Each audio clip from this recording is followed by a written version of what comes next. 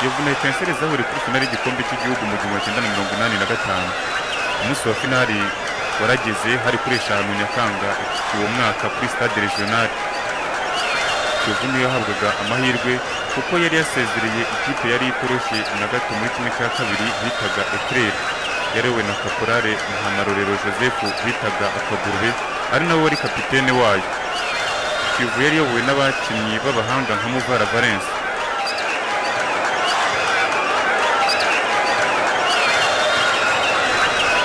Wa 10 Karera Hasani wa Kiyovu yabonye kufura ariko Madebe warindiraga Etincelles ayikuramo. Karera Hasani wari wakomeje kuka igitutu izamu rya Etincelles byanga, yaje kubona uburyo ari kuri shoti ry'umuzinga ku munota wa 11 nko muri metero 30 umuzamu ntiyarabukwa bihoboye 1-0.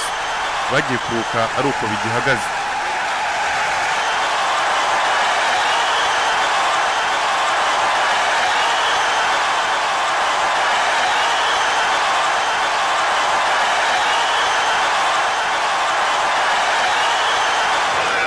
Mu gice cya kabiri ahangaha hari ku munota wa 30 umuro wa Kiyovu yateye umupira muremure imbere. Muvara Valence hano mukinnyi bigaragara ko yarushije abandi mu mateka y'umupira w'amaguru hano mu Rwanda, awakira neza akoraho rimwe, ubwa kabiri ari kuri shoti ry'umuriro mwiza mu rya Madebe bibaye 2-0.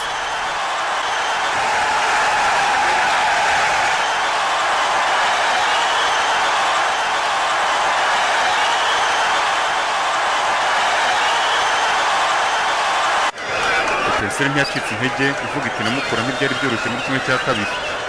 Iza kubona penaliti mu gice cya kabiri yinjizwa neza na Rudasingwa Longine.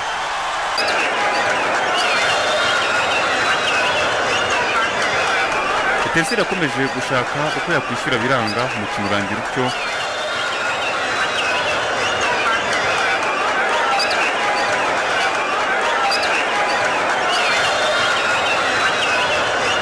Kiyovu iherezwa igikombe n'uwari perezida wa Repubulika Juvenal Habyarimana.